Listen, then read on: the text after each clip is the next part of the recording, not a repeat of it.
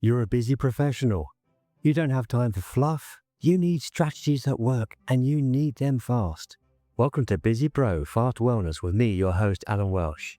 We're here to give you science-backed hacks and actionable tips to boost your focus, minimize friction, and maximize your results. Less time, more impact. It's time to get well, stay strong, and thrive. Let's get to it. Hello and welcome back to Busy Pro Fast Wellness.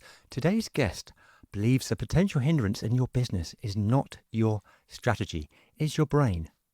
David Forster has spent over 2 decades building, exiting, and even shutting down businesses. And he says the biggest performance unlock wasn't a new system, it was learning how to train his brain. He's now a certified brain fitness coach and founder of Bike It Out, helping entrepreneurs use movement, especially cycling, which sounds very good to me, to reclaim clarity, focus, and mental stamina. So if you've ever felt busy but not sharp, this episode is for you. David, a very warm welcome to the show today. I hope you're doing well. Yeah, thank you for having me. Good. I trust that your brain is also in fine fettle. Yes? Absolutely. Yeah. It's we have seasons of things, and I've got some young children that do steal my sleep from me sometimes, but Yeah. with all that said, I'm feeling really good. I can well imagine. Yeah, of course. Yeah. And anyway, so when did you realize that it was your brain, not your business, that was the actual bottleneck? Yeah, it's always been an interest to me. I had, a handful of family members that struggled with anxiety and depression. Yeah. And so I knew there was some kind of connection to movement because I've always been in either athletics or weightlifting or something. Mm. And I've always worked in the outdoor trades pretty much most of my life. So um, that I knew there was some connection there. And so I've always been interested in digging. But the moment that it really clicked for me, I was on a bike ride, Okay. and my wife had told me she was going to sell my bike if I didn't ride it. And I had Oh, a really nice carbon road race bike, and I had raced in the past. And so I was like, you know what? It's a nice day. I'm going to go for a ride. So I put everything down. I went for a ride. Started out feeling really guilty about all the stuff I wasn't doing, but about 20 minutes in, it was like it hit me. Like, yeah. and when I say it hit me, it's like nothing, right? Like there were no calls, no strategies. No, my crews weren't calling me. My customers weren't calling me. I Yeah. didn't have to worry about, like, it was just me and my bike and the road and Fantastic. just silence and freedom. And I Good. was like, okay, I got to dig into more and figure this out. All right. Yeah. So uh, Yeah, that's where it, I'm that's where it started. absolutely totally with you on that. It's funny because I mean I'm an avid bike rider, as you know, and yeah, when you get out on the open road, one of the things that I always do, as well as I even turn my phone on to flight mode, so that I've got my Wikiloc, which I use Yeah. for the trails and to record. I don't use Strava, I use Wikiloc, but Okay. it's certainly does. You're out in the open road and in the mountains or wherever, and you do feel that sense of peace, that sense of tranquility and calm, and also. Yeah. Your wife, that would have been an absolute travesty had she sold that carbon bicycle. I have a carbon Yeah. one here on the terrace as we speak, and yeah, no, Yeah. no, no, It no had just way. been, it was hanging in the garage for, too long. It was enough that she knew it would be good for me. And I think she knew that's what it was going to take to get me out like that Good, week. So good, yeah, yeah. It's I'm either you thankful that, use that bike or it's being sold. Get on it yeah. now. Get on your bike, David. Yeah. Yep. So, what were you getting wrong back then? In terms of your own sort of health and peace of mind that high performers still get wrong today. Can you sort of sum that up? Absolutely. Yeah. I'm 110% all in, no stops, no breaks. Whenever I do something, just go, go, go. Right. Yeah. And so you'd think, you know, I did start to figure it out. The first business my wife and I had together, we actually ended up selling that because it was a hindrance to our relationship. Oh, I was constantly on. I was, 9, 10 o'clock at night. Instead of spending time with my newlywed wife, I was Yeah. still talking about invoices and jobs and things like Oh that. gosh. And so started to figure things out as far as like the hustle culture and always being on and just like constantly grinding and Yeah. what I thought was discipline, right? And get it done early. And then once I build the business and it's self-sustaining, then I'll fix everything else, Mm. right? Yeah. Um, and so that's where it came from, and it it it wasn't good for me. It wasn't good for my health. It wasn't good for my teams, and it definitely wasn't good for my marriage to be Absolutely. operating that way.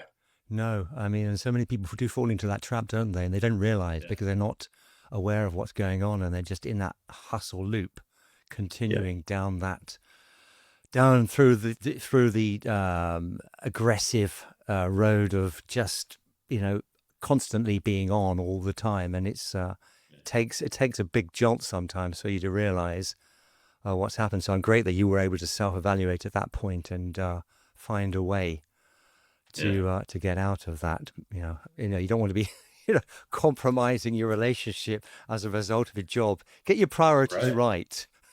Right. Yeah. Exactly. Yeah, it's amazing how And many people you speak to and who've gone through that sort of similar journey. Well, especially in my world, because I've obviously spoken to so many people, and yeah. many people who don't realize who are not, and they're just continuing in that humdrum sort of just constantly on type of world. And it's yeah, Well, I think we convince ourselves that we're doing it for the ones we care about, yeah, right? yeah, of course. And we are, but like at what expense, right? Like at what point is it enough and when's Mm, it going to end, right? Because as high performers, it's like once we hit that one level, then well, the next goal is just the next level. yes, So you got to keep hustling to get to the next level. And yeah, at some point, your family says, okay, well, when are we the next level? Like, when do yeah, we take precedence? And yeah, yeah, when is enough enough, right? And exactly, exactly. um, you don't have to like give up on it either. Like, No, I'm not about like, reducing intensity necessarily. Like, I know there's a way around the hustle culture and that, but you can expand your capacity and reprioritize, right? Make sure that you're prioritizing in the right order and yeah. keeping things in order. And that's what it's all Uh, about, isn't it? It is about understanding that and getting the priorities right, for sure. Great. So you talk a lot about cycling, but what yeah. does that actually do for the brain? Because as opposed to what other forms of exercise doesn't do. What's special about Yeah. cycling? Yeah. I mean, obviously the oxygen uptake, improving your VO2 max. If you want to, like, you can go into all the scientific and performance side on like the Yeah. physiology that's going to improve that. But if with the way that I've built a program for myself, I have 3 rides a week. I keep it super simple, and Good. so I have a recovery ride. I have a high intensity ride with intervals, Mm, which boosts if you're familiar with BDNF, the compound in your brain that basically it's like miracle grow for your brain, right? It yeah. helps rebuild neural connections and synapses and things. Right. Okay. And then I do an endurance ride that's more just for mental resilience, right?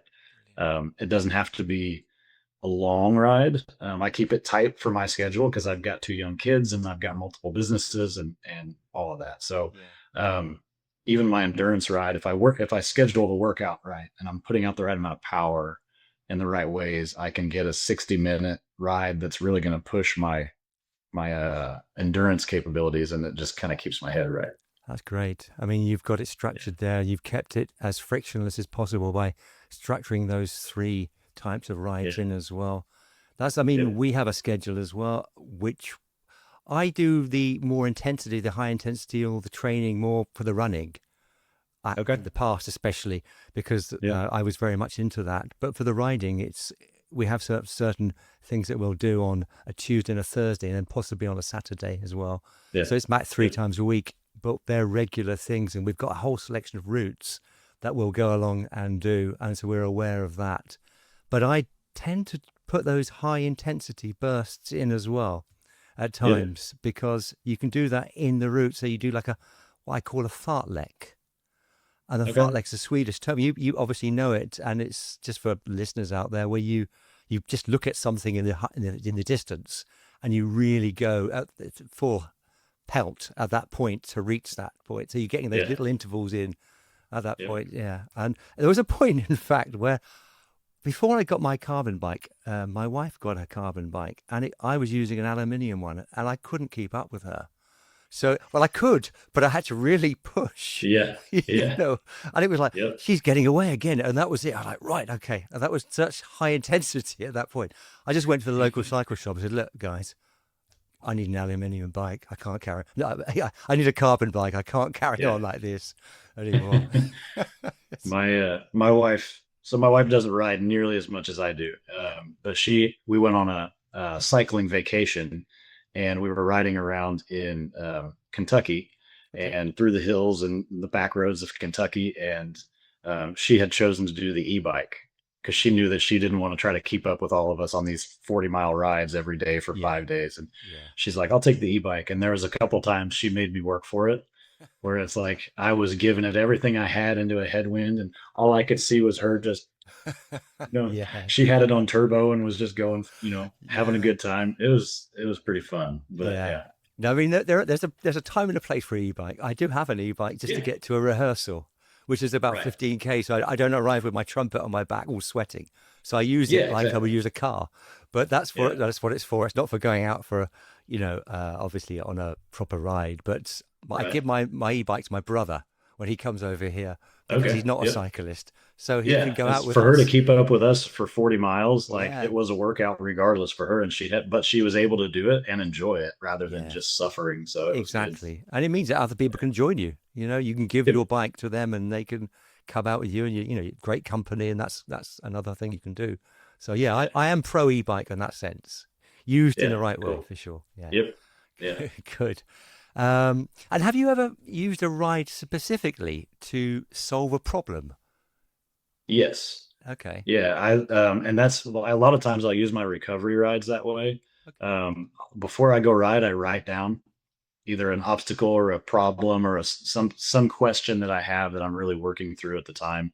I'll write it down so it's at the forefront of my mind, and then whether it's an outdoor ride or an indoor ride, um, I just let it sit, right? And I don't listen to headphones while I'm riding. I just let it be quiet and just let my mind work. Yeah. And then when I get done with the ride, I just go back to my journal and write down just whatever comes to mind. I just write for a few minutes, Okay. and very frequently, like the solution is just boom right there. Brilliant. Um, and Yeah. it having the endorphins and the dopamine and the things that just happen in your brain when you're doing any, even a light workout. Um, it's usually about that 20 to 30-minute mark where everything kind of starts to come together for me. And Okay. I'll make Right. sure I utilize that. On that sort of topic, really, I'm genuinely interested as you're speaking. I'm wondering that is it a type of workout that would be able to induce that sort of creative solution more? So is it a question of if you put more intensity in there, would that be helping or would that be hurting your clarity? I'm just wondering, or does that have to, could it just be just any old ride? Yeah, I think anything's going to be good. It's going to clear the cobwebs, right? Okay. So Yeah, to yeah. speak. It's going to get some of that stuff moving, especially if you haven't been moving much before. Right. Um, for me right now with my rhythm, I've just kind of built it into a system. I am an operations and system guy, like by Yeah. trade and from my past, and so I like it to be very structured. Um, and my high intensity rides, I actually try to use as more of a learning time. And so if I'm trying to absorb something really well, when that BDNF is running and going like high and fresh on your Mm, brain in that intensity training, yeah. um, you're giving your brain the immediate ability to create new synapses.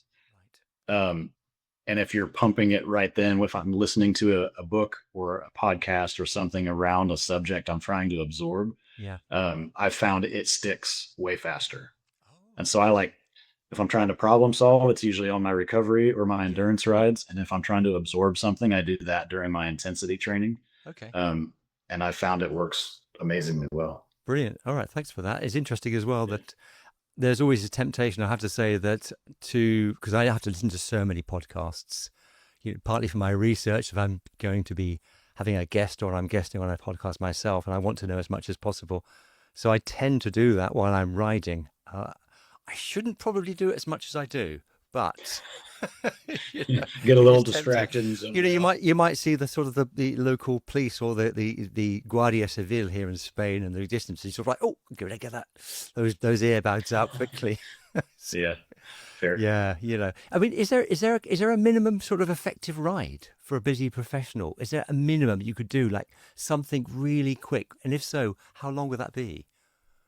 Yeah, for me, it's probably that 20 to 30 minutes, and Yeah. most of my rides are in that window, Okay. right? I do Tuesday, Thursday, and Saturday. Yep. Tuesdays are usually my recovery ride for about 30 minutes. I go about 10 miles. Yeah. And Thursdays I do either depending on how the week is going. That's usually my intervals is on a Yeah. Thursday morning Okay. for about 30 to maybe 40 minutes. Yeah. And then my endurance ride, I generally it's like 45 to 60, but sometimes I'll go 2 hours if I have time. Good. Um, and I'm amazed how often lately I've been doing that indoors. That makes it I can control the weather, I can control my schedule better. I can do it early when my kids are still sleeping, my Yes. wife's still asleep, so I don't have to go anywhere. I can just run downstairs and knock it out. Still Yeah. get the brain benefit. Yeah. I don't get as much fresh air, right? Um, but that for somebody who's just getting started, that the 15 to 20 minutes is Yeah. still worth doing. Yeah. It, it, I used to get tricked into that, like, well, if I'm not riding 20 miles, it's not worth it. I know. I'm not I even know. going to do it. And it's like, hold on, consistency compounds, right? Absolutely. So small things over time. And so, 15 to 20 minutes, you get, even if you just 2 or 3 miles, it does what it needs to do. And It really it's does, worth doesn't it. it? Yeah, it Yeah. does. I've got a friend who's the same. In France, he won't go out unless he does a minimum of, like, 50, 60 kilometers. He Yep. won't go out full stop, just Yep. to go around, and do 20, 30 or something. So, and also I think the exercise bike, because we have one in France. I do have one here, but it's so bad. But the one in France is quite good. And even 5, 10 minutes, if you do 1 minute just normal, then 1 minute or 30 seconds intensity, and then Yeah. 1 minute, and you do that. So you have these kind of Yeah. interval things. It's amazing Yeah. what sort of benefit you'll get physically Yeah. and again Yeah. mentally as well. So I'm Well, and glad the you way do it. that the programs and apps that are available now with the workout programs that can feed automatically into your trainer, Okay. or Yeah. like I have an indoor bike, like a specific, it's the Wahoo Kicker bike, Okay. and so it automatically feeds from my app, and so I can choose a workout based on how intense I want the intervals to be and how far apart, how much time I have, Great. and so that's been really helpful for that as Yeah. well. Yeah. It's good to have a decent one like that, a decent high tech type thing. I have a couple of friends who are on with those. So yes, thanks for that. And I'd like to make it as really practical if possible. How can a busy Yeah. professional reclaim like 2 hours of focused output starting tomorrow? Yeah. Yeah. um habit stacking, like, we all have the time, right? We choose how we use it. Yeah. And so I found that there were times when I was, if I was reading, um and I just sat to read, or like I was trying to I ended up stacking my habits on top. So that's why now I'll do maybe some audiobooks Yeah. while I'm doing my ride. And I read every day, and so, but I try to stack those things when I need to Yeah. make sure that it's not adding more to my plate. Good. I've got plenty with two kids and multiple businesses and all the Yeah. things that are going on. Yeah. I don't have, and I want to make sure I'm getting the right amount of sleep as well, just for recovery and everything. So, um, the habit stacking has been my secret to it, and finding those little things you're already doing that you can put them together. Yeah. And No. it's like I said, it's 15 to 30 minutes that can make a huge difference 3 times a week. Yeah. So Great. I couldn't agree more with that. And yeah, is there a like a minimal viable version? I mean, you've already said that 15, 20 minutes. If you have a particular, let's say, let's take an example. If you are habit stacking with your audio book and you're doing that while you're out and about, let's say you're doing some errands and stuff, is yeah. there is there a minimum viable amount of time that you could be listening to your audiobook? Because it might not be any point if you're only doing it for like 10 minutes. Do you have a kind of minimal sort of time that you would bother with? Or do you think, no, any time is good enough for me? For me, yeah, it's like I said, small things compound over time, Yeah. and so if I have that window, I take it. Yeah. Good. Good. Even if it's a few minutes. Yeah, Yeah. Yeah. No, I agree with you because I think it's amazing what you can do in 30 seconds if you really yeah, want to. I've got a great terrace here. Get out, 30 seconds of a quick high intensity, mountain climbers on the ground. Just yeah, these kind of things, just yeah. splitting up the day and just the only problem, I guess, is people not forming the habit in the first place.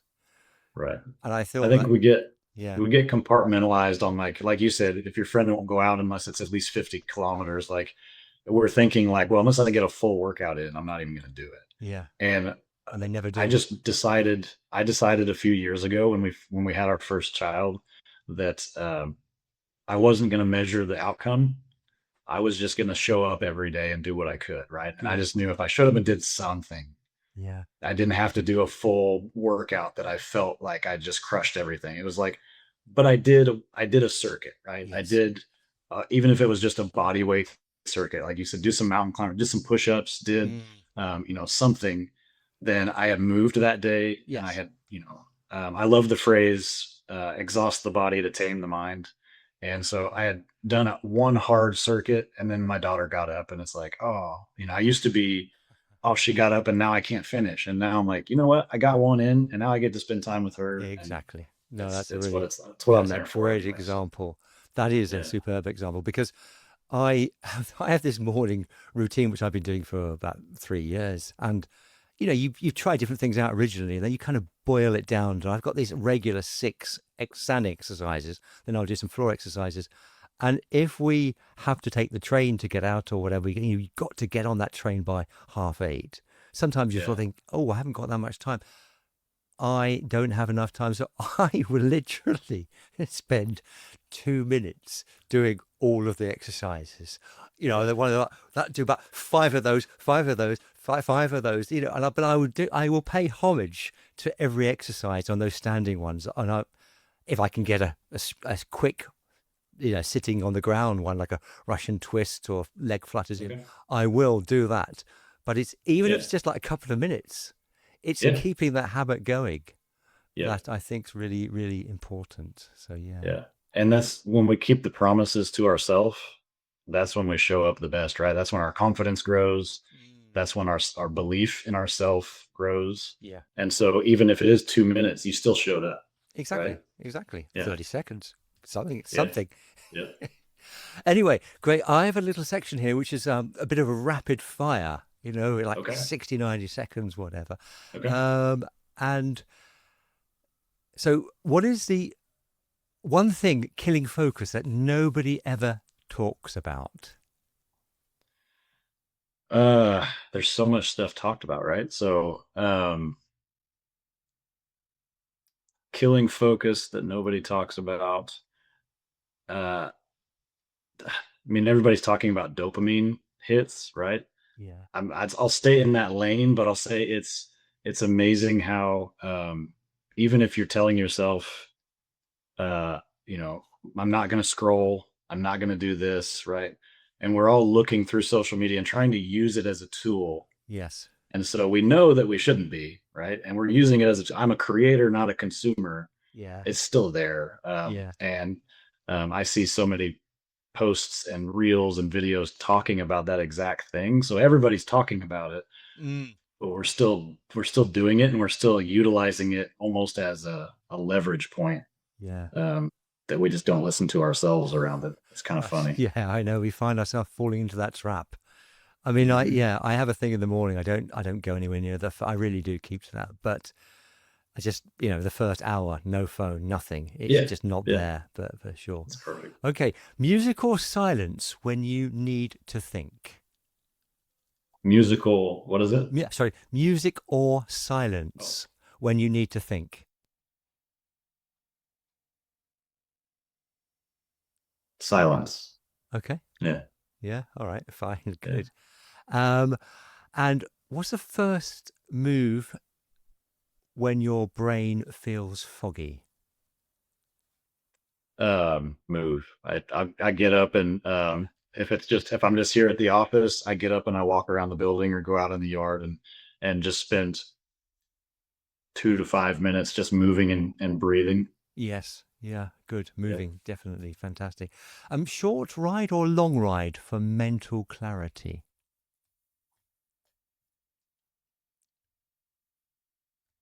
I'm gonna say long, even though I'm talking about the short windows, but Yeah. like the long endurance rides when I'm able to get a couple of hours in, Yeah. it is different. So I guess the longer the better, really, I suppose, because you'd have more time to reflect and to yeah, ponder on whatever your problems might be or your yeah. hassles and problem solving and things. So that makes sense. And if it Yeah. forces me to structure my calendar to allow for it, so I'm less rushed. Yeah. Yeah. Good. Good. And last one here. One habit every entrepreneur should steal from athletes. Visualization. Oh, good. Yeah, like I mean, daily knowing 100% who you want to be, who you're becoming, what life is going to look like tomorrow and beyond, and visualize it with as much like how does it smell, how does it feel, how does it sound, Yeah. um, and play that on repeat. Right? What does your marriage look like? What does your health look like? What does your business look like? What does your team look like? Good. uh, Yeah. and just play that on repeat, right? What I love, a coach of mine a while back said, "What I envision with clarity on a daily basis with emotion is what becomes my reality." Um, and I found, uh, a simpler way of saying that is you get what you look for, right? Yeah. You know, yeah, for sure. For sure. So when you I'm just wondering, would that go into the realms of manifestation then? If you've got a somewhat, yeah, yeah, I mean, yeah, you program your mind to be looking for a specific outcome at that point, right? And yeah, but if you don't know what it looks like, I know pilots will use it, especially in the yeah, military, how they're coordinated flights and what tools they're using, what pieces of their controls and what it looks like and where they're at, because they can do flight simulators and they can fly, but probably not enough to really burn in um, the habits. yeah, And I think you hear so many things nowadays, whether it's scientifically backed up or not, but visualization is 50% as effective as actually doing it, right. which doesn't seem like a lot, but it's still like No, that's a very that's a that lot, seems right? It's interesting. 50% as effective. So if you Yeah. do that every day, you can Yes. actually, and you go through it clearly and Yeah. step by step, then it just starts to become, right? So it takes a little bit of the like, sometimes people call it woo woo, like, oh, manifestation is just that, like, whatever, Yeah. but That's it's one real. one of So, the sort of worries I have in this whole wellness world is that when people talk about certain things like manifestation or visualization, they tend to think, oh, that's rather woo woo.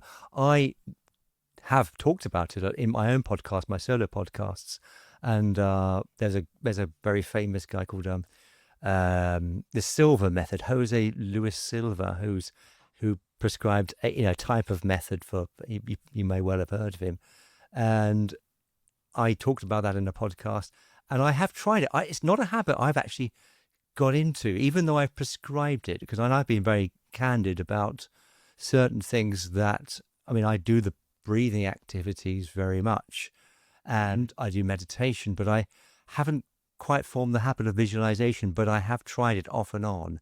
And Mm. I think it's very effective. I mean, I really enjoy the process, but I don't know about the result of it yet because I've not done it Okay. enough. So, yeah. Yeah. Okay. Well, that's great. Yeah. Now you've given me the sort of motivation and the impetus Good. to go ahead and try it because of that. Yeah. Yeah. And so, would you say, for example, that that could be, well, it's like my sort of next question, that could be the breakthrough that people would have, or would there be something else? If someone wants to sort of the rest of their 2026, they want it to be their breakthrough year. What Yep. would that move be that they should make today as soon as possible?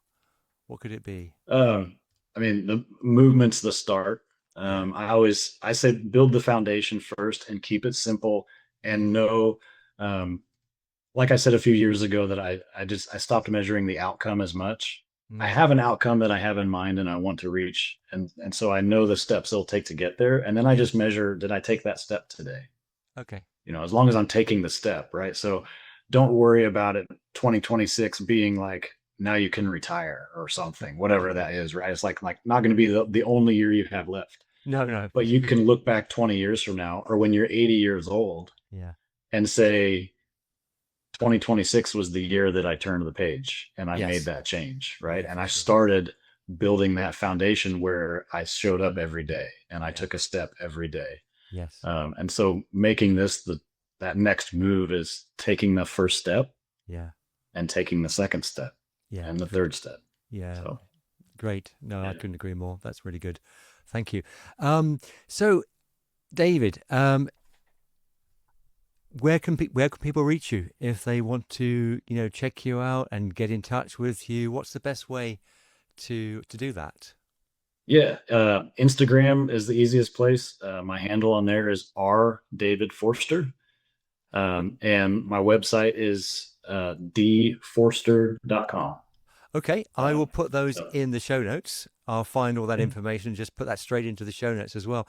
I seem yeah, to remember that there was something on Instagram before I read it on another podcast, because I do try to do my research, that you yeah, say if you DM you on your show that you'll send some sort of entrepreneur's brain yeah. performance in. Is that right? Could you let Yes, us yeah. know about that? If they DM me the Fast Wellness or Fast Pro Wellness title, then I'll know where they came from, and Okay. so I can connect that with you. And if they do that for me, then I will send over a link to my Brain Performance Index. Okay. It's a real quick, like 2 or 3 minute, 6 or 7 questions, and walks through, and it'll give you an insight on what is that first action step based on how you score in a few key areas that would Okay. help you start taking traction in what you're doing. Brilliant. Okay, great. Thank you for that. Yeah, So if people are out there, just use this podcast name, and yeah, then you will be able to get hold of that. That's really good. So yeah, in terms of everything else, so it's really, I'd like to say that what I've learned here from you as well is, like, you start small and move your body, with kind of an intention, and you can build a system in your brain. You can start layering your brain, and you can actually perform better on a day to day. But it's about taking those small steps, yeah, habit stacking, and getting out and about and structuring things into your day as well. So that's great. absolutely. Thank you. And Yeah.